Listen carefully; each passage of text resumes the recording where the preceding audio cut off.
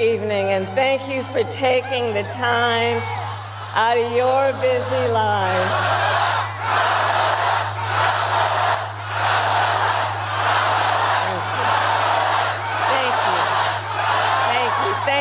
Thank you, everyone.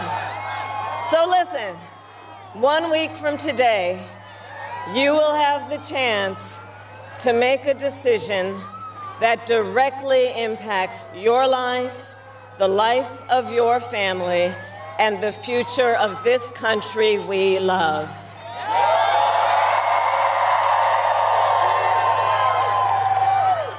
And it will probably be the most important vote you ever cast.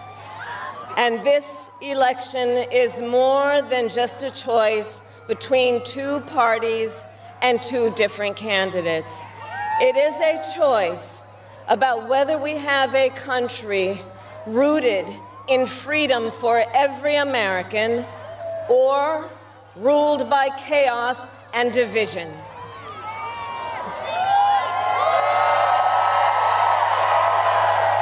Many of you watching have probably already cast your ballots.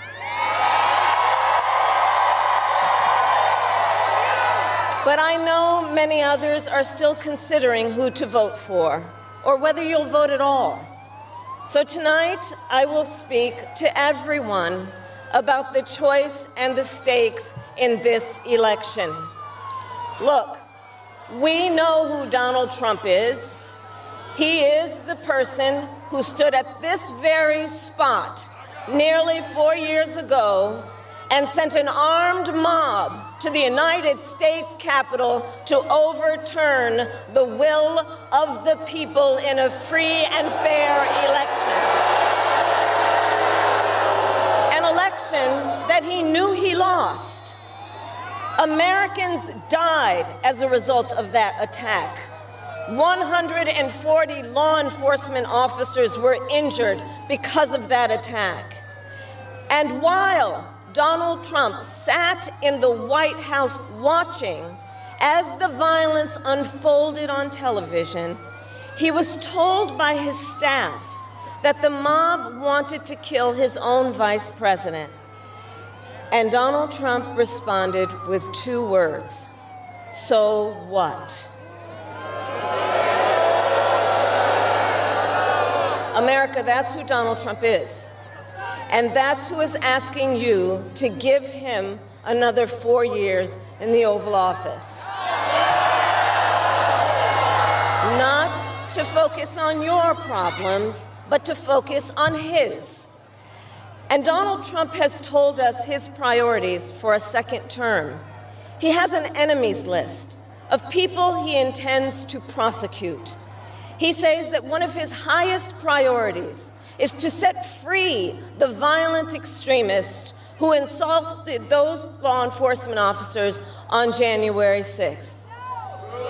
Donald Trump intends to use the United States military against American citizens who simply disagree with him.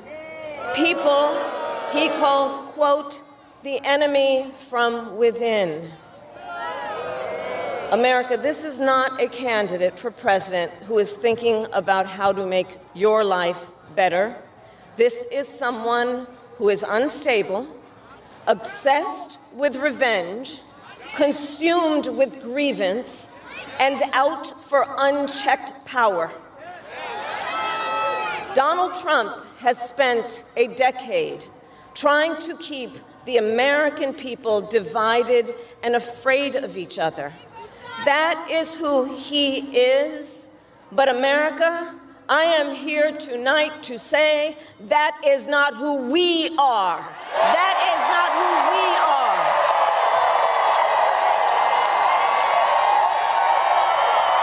That is not who we are. You see, what Donald Trump has never understood is that e pluribus unum, out of many, one, isn't just a phrase on a dollar bill. It is a living truth about the heart of our nation.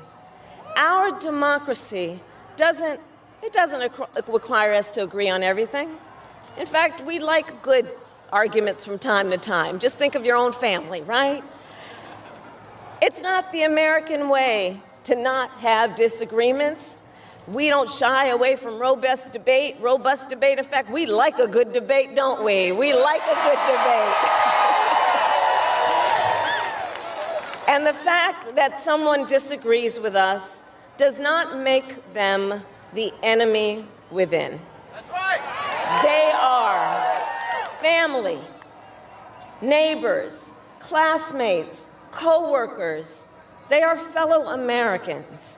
And as Americans, we rise and fall together.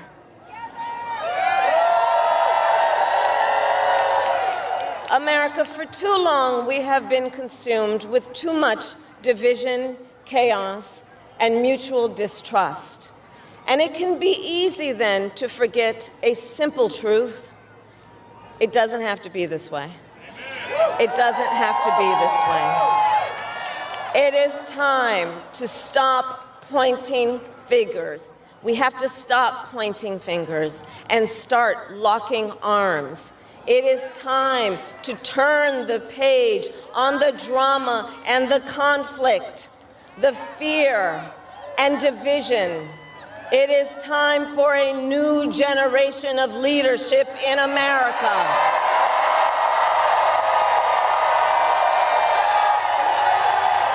And I am ready to offer that leadership as the next President of the United States of America.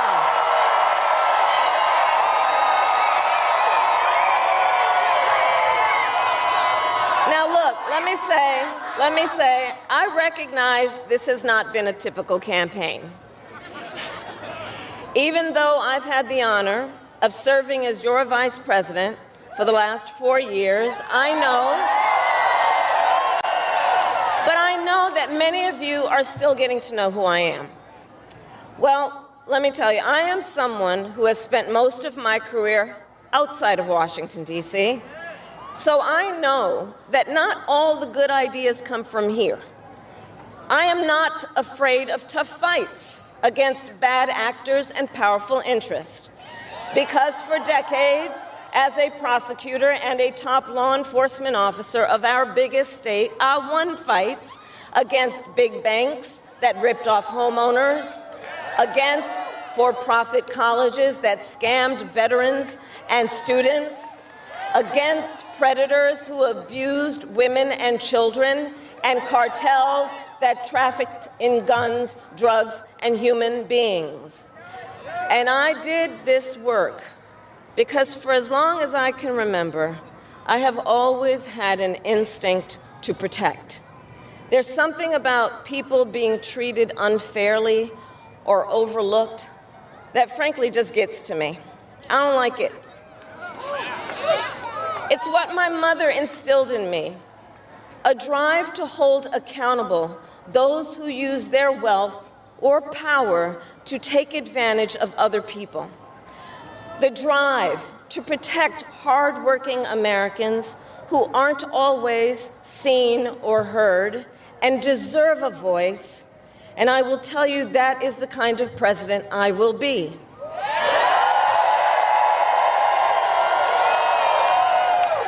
And look, I'll be honest with you, I'm not perfect, I make mistakes, but here's what I promise you.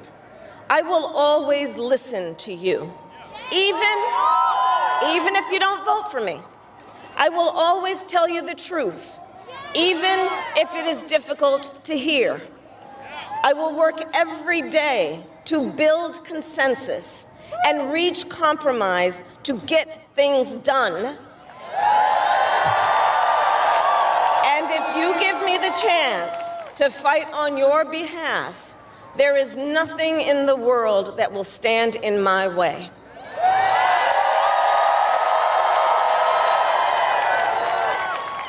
So look, in less than 90 days, either Donald Trump or I will be in the Oval Office. Okay? On day one,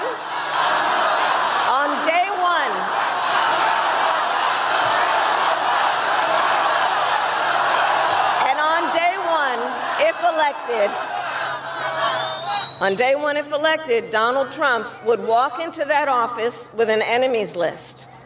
When elected, I will walk in with a to-do list full of priorities of what I will get done for the American people. And I will work with everyone, Democrats, Republicans, and independents, to help Americans who are working hard and still struggling to get ahead. I have been honored to serve as Joe Biden's vice president. But I will bring my own experiences and ideas to the Oval Office. My presidency will be different because the challenges we face are different. Our top priority as a nation 4 years ago was to end the pandemic and rescue the economy. Now, our biggest challenge is to lower costs that were rising even before the pandemic and that are still too high. I get it. I still remember our mother sitting at that yellow Formica table, late at night, cup of tea in hand, a pile of bills in front of her, trying to make it all work. And I've heard from so many of you who are facing even greater financial pressures. Donald Trump's answer to you is the same as it was the last time. Another $1 trillion in tax cuts for billionaires and big corporations. And this time, he will pay for it with a 20% national sales tax on everything you buy that is imported. Think about it. Clothes, food, toys, cell phones. A Trump sales tax that would cost the average family nearly $4,000 more a year. And on top of that, you will pay even more if Donald Trump finally gets his way and repeals the Affordable Care Act,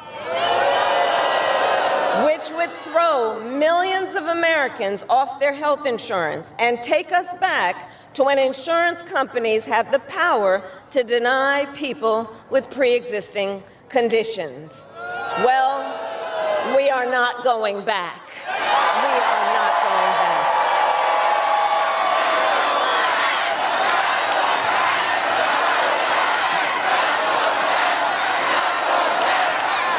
We are not going back because we also know Donald Trump would deliver tax cuts to his billionaire donors. I will deliver tax cuts to working people and the middle class. I will make sure you have a chance not just to get by, but to get ahead.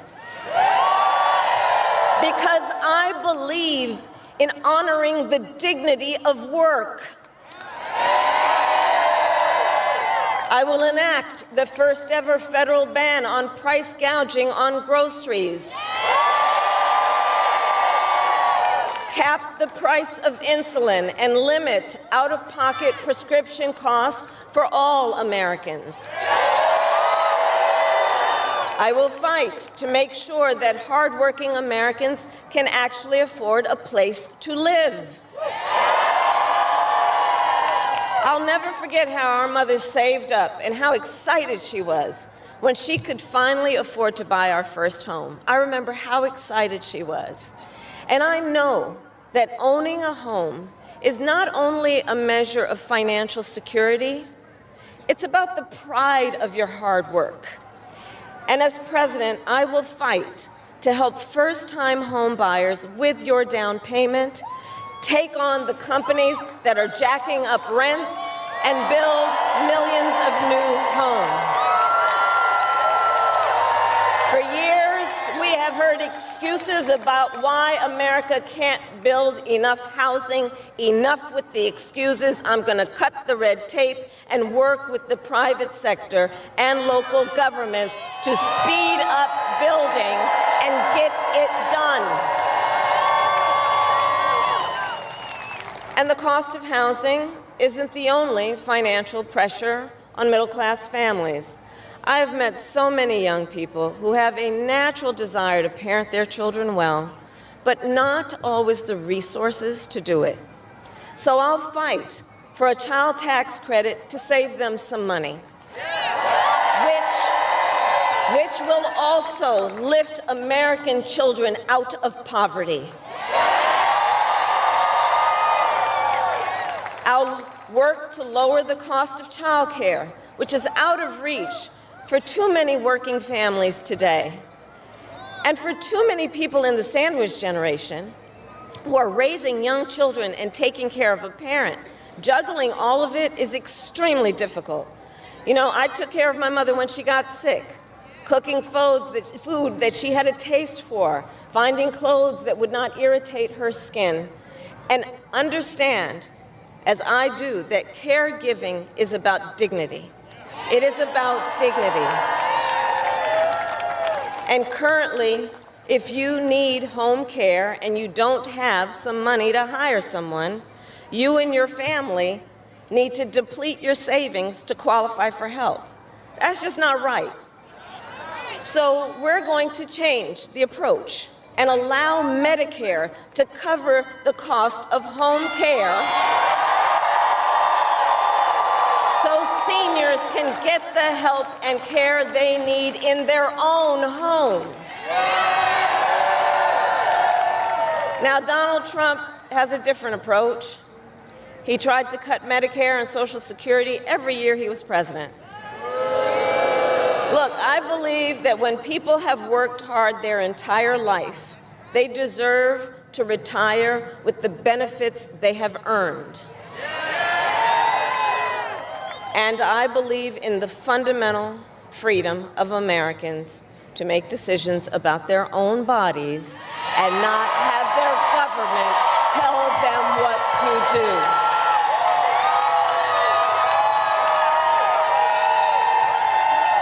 I will fight to restore what Donald Trump and his hand-selected Supreme Court justices took away from the women of America.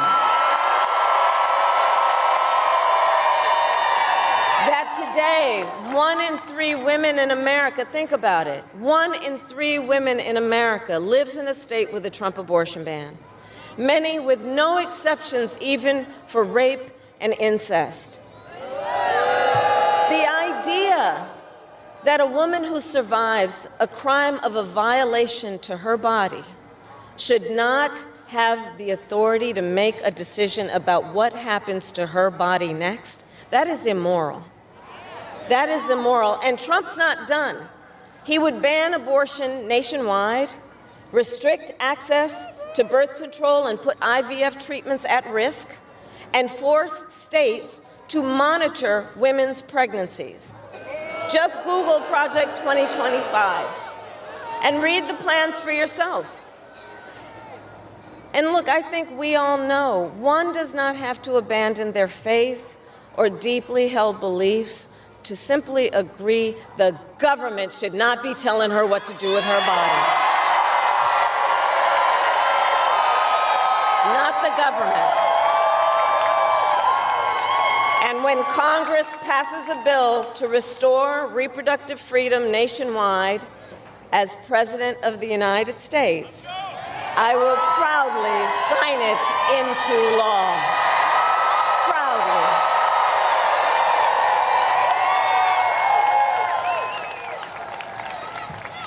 And look, on another subject, politicians have got to stop treating immigration as an issue to scare up votes in an election, and instead treat it as the serious challenge that it is that we must finally come together to solve. I will work with Democrats and Republicans to sign into law the border security bill that Donald Trump killed. When I was Attorney General of a border state, I saw the chaos and violence caused by transnational criminal organizations that I took on. And when I am president, we will quickly remove those who arrive here unlawfully, prosecute the cartels, and give Border Patrol the support they so desperately need. At the same time, we must acknowledge we are a nation of immigrants. And I will work with Congress to pass immigration reform, including an earned path to citizenship for hardworking immigrants like farm workers and our dreamers. As Commander-in-Chief, I will make sure America has the strongest, most lethal fighting force in the world. Donald Trump, on the other hand, has shown his contempt for our nation's heroes, calls them suckers and losers, called a 4-star Marine general a, quote, lowlife. I will always honor, never denigrate, the service and sacrifice of our troops and their families, and fulfill our sacred obligation to care for them. I will strengthen, not surrender, America's global leadership. And I will stand with our friends because I know that our alliances keep American people safe and make America stronger and more secure. Look, world leaders think that Donald Trump is an easy mark, easy to manipulate with flattery or favor. And you can believe that autocrats like Putin and Kim Jong-un are rooting for him in this election. I will always uphold our security, advance our national interest, and ensure that the United States of America remains, as we must forever be, a champion of liberty around the world.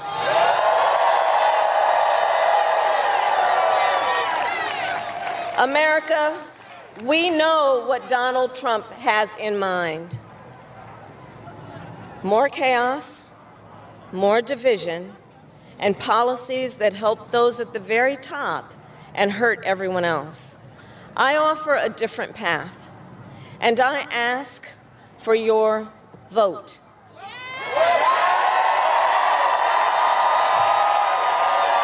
And here is my pledge to you. I pledge to seek common ground and common sense solutions to make your life better. I am not looking to score political points. I am looking to make progress. I pledge to listen to experts, to those who will be impacted by the decisions I make, and to people who disagree with me. Unlike Donald Trump, I don't believe people who disagree with me are the enemy. He wants to put them in jail. I'll give them a seat at the table.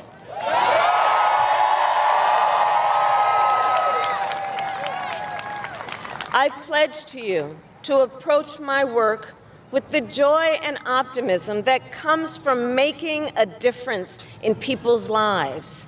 And I pledge to be a president for all Americans. And to always put country above party and self.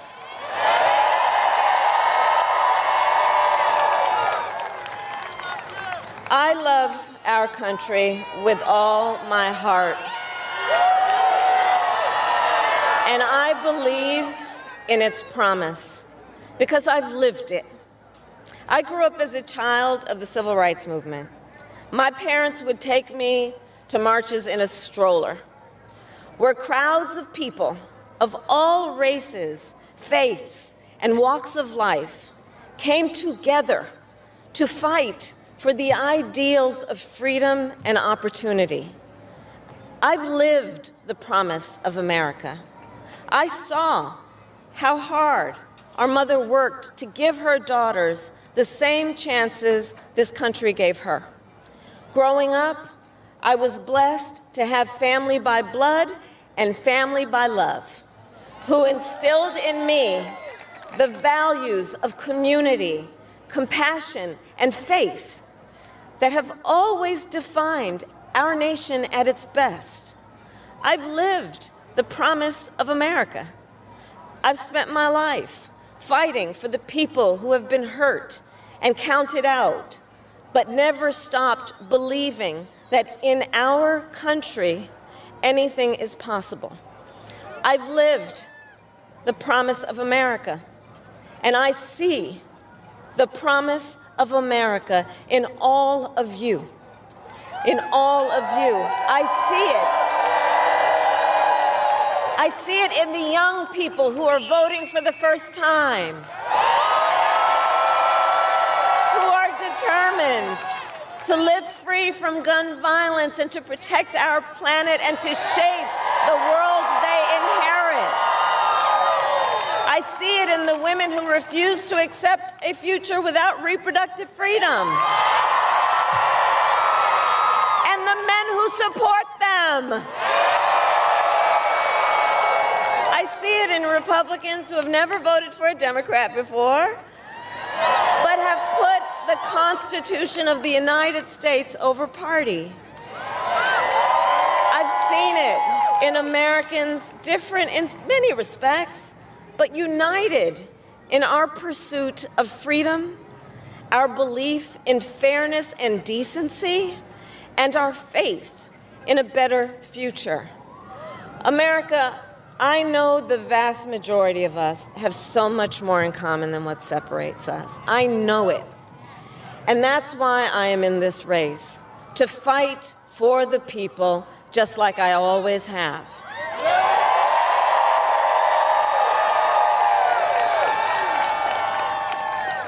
Nearly 250 years ago, America was born when we wrested freedom from a petty tyrant. Across the generations, Americans have preserved that freedom, expanded it, and in so doing, proved to the world that a government of, by, and for the people is strong and can endure.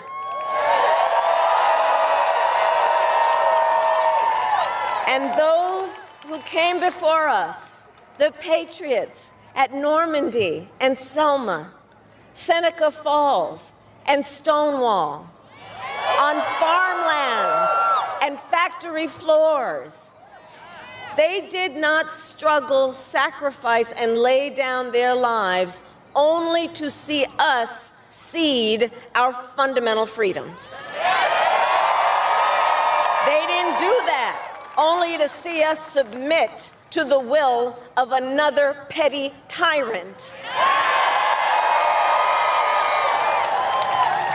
These United States of America, we are not a vessel for the schemes of wannabe dictators. The United States of America is the greatest idea humanity ever devised. A nation big enough to encompass all our dreams, strong enough to withstand any fracture or fissure between us, and fearless enough to imagine a future of possibilities.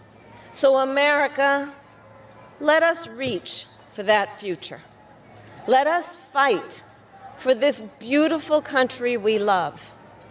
And in 7 days, we have the power, each of you has the power to turn the page and start writing the next chapter in the most extraordinary story ever told. I thank you all. God bless you, and may God bless the United States of America. Thank you.